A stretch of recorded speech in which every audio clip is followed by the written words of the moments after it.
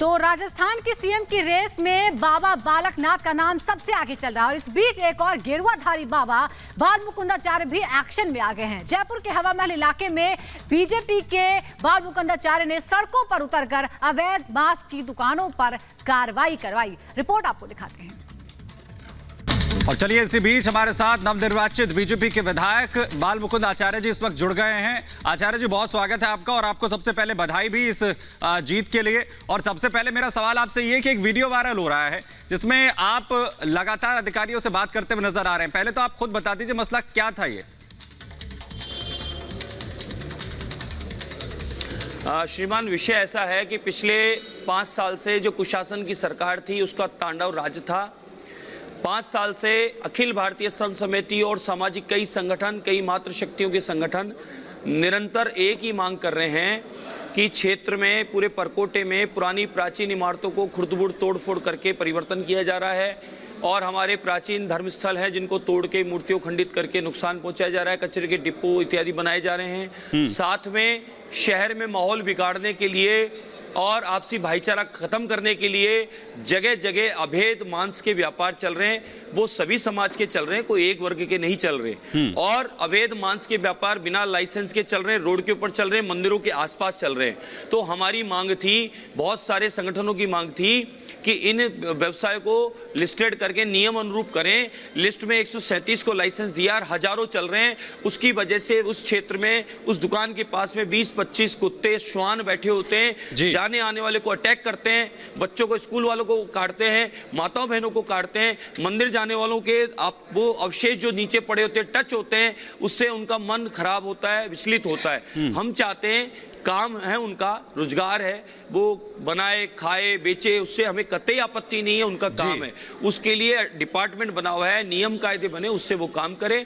इसी प्रकार से सारे पार्कों में आप मेरे बिना कैमरा लेके चले जाएं, मेरी जरूरत नहीं है। आप शहर के पार्कों में, रामनिवास बाग में, अन्य अन्य पार्कों में चले जाएं और वहां अब जाकर देख लें किस प्रकार की गतिविधि कौन लोग कर रहे हैं। वहां माताओं बहनों को सुरक्षा इसीलिए नहीं मिल पा रही, वो इसीलिए नहीं जाती वहां तक कि वहां का माहौल खराब है। हम इन सब की मांग लगातार करते आ रहे हैं। उसी क्रम में कल कुछ संगठन इकट्ठे होकर आए, उन्होंने कहा कि आपके सामने आजू बाजू चल के देखो कितने सारे खुल रहे हैं। मैंने अधिकारियों को सुबह से फोन किया, एक अधिकारी छुट्टी पर है, दूसरा मिलना नहीं चाहता, तीसरा फोन उठाता नहीं। एक ने जिम्मेदारी ली, मैं आता हूं। वो आए तो बोले सबका लाइसेंस है, बिना लाइसेंस के काम होता नहीं। मैंने कहा साहब, अगर आप यही 5 साल से कह रहे हो तो एक बार आज मेरे साथ आप चलो।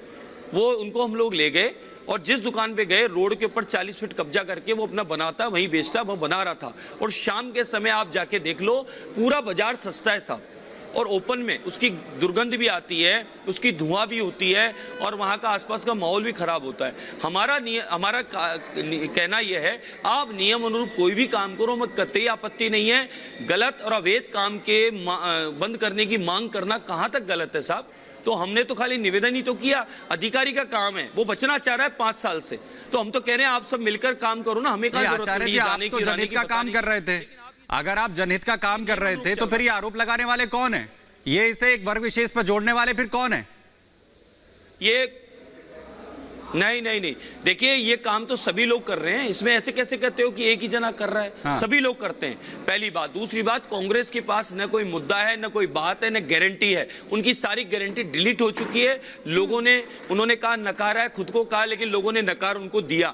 अब उनके पास कोई बचा नहीं है। उनकी लूट की सरकार समाप्त हो गई। सचिवालय में सोने के बिस्कुट उनके खत्म हो गए, ले गए वो, कितने बचाए थे उन्होंने। दूसरा, 19 बार युवाओं का भविष्य बर्बाद किया। जीता जागता प्रमाण है, उनके रिश्तेदारों को उन्होंने पदोन्नति दी। यहाँ के कांग्रेस के प्रदेश अध्यक्ष ने अपने रिश्तेदारों को आरएस बना दिया, आईएएस बना दिया और क्या क्या बना दिया होगा। और ईडी जब उनके छापे मारती है, नोट निकलते हैं, तो उसका जवाब उनके पास है नहीं। पिछला कुशासन जो था, दुष्कर्म के मामले औसतन 26 थे, 35,000 लंबित हैं। पूरा 5 साल 5 स्टार होटलों में समय बिताया और सरकार ने कुछ नहीं किया। शहर की दुर्दशा कर दी। रोडें हैं नहीं, आज भी सिविल लाइन का पानी पीने को मिल रहा है। और हालत यह है कि कहां ढक्कन खुला है, कौन गिर जावे। परकोटे की दशा बिगाड़ दी, इमारतें जर्जर हो चुकी। अपराकाशी था, पर्यटन स्थल था, जिसका हाल ये कर दिया कि आज शहर में कोई घुस नहीं सकता। 5 साल किया क्या इन्होंने, इसका हिसाब ने जनता ने लिया, इनको डिलीट मारा। अब इनका मुद्दा है नहीं, अंजाम देने के लिए आप खुद सड़कों पर उतरे हैं, सियासी गलियारों में तो चर्चा ये भी है कि आप भी सीएम फेस में हैं, सीएम फेस की रेस में हैं, और यही एक बड़ी वजह है किस तरह से आप एक्शन करते हुए नजर आ रहे हैं। तो क्या आपको भी रेस में देखे? बहन जी,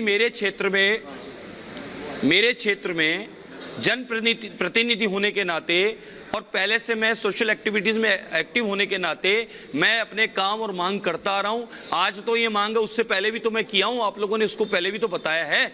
मैं तो प्रारंभ से पूरे परकोटे का, हवामहल विधानसभा का ही नहीं कह रहा हूं, पूरे परकोटे की सभी विधानसभाओं में आप स्वयं कैमरा लेके मेरा बिना जाओ और इन सब पॉइंटों को मैंने कहा है, खुद आप देख के आओ, और आपको गलत नहीं लगे तो फिर आप मुझे काउंटर करो। मैं जो कह रहा हूं वो सत्य है। अधिकारी सुनने को तैयार नहीं है, कतई सुनना नहीं चाहता अधिकारी। 5 साल से यही स्थिति इनकी बनी रही है, तो हमें फिर उनको मुखर होकर कहना पड़ा कि साहब मौके पर चलो, आप चलकर देखो, हम झूठे हैं, आप चलो साथ में।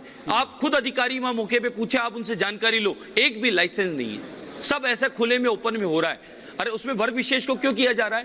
पूरा परिवार हमारा है, मेरे 2.5 लाख मतदाता मेरे परिवार है, बिना भेदभाव के, बिना किसी तुष्टीकरण के सामूहिक रूप से काम होगा, विकास होगा, सबको साथ लेके चलेंगे। आदरणीय प्रधानमंत्री नरेंद्र मोदी जी के विजन को जो कहते हैं वो करते हैं, वही विजन को लेके हम लोग राजस्थान में आए हैं और वही काम हम करेंगे। ये डिलीट हो चुके हैं, इसलिए बिल्कुल आचार्य जी, लेकिन वही कहा जा रहा है जो फोन पर दिख रहा है, जिसमें कहा जा रहा है कि आप अधिकारियों को धमका रहे हैं। क्या ये धमकाने की वो इंटेंसिटी थी, या फिर लोग जानबूझ कर टारगेट कर रहे हैं? जो लोग सवाल उठा रहे हैं वो जानबूझ के आपको टारगेट कर रहे हैं? अपनी बात कहना धमकाना है क्या साहब?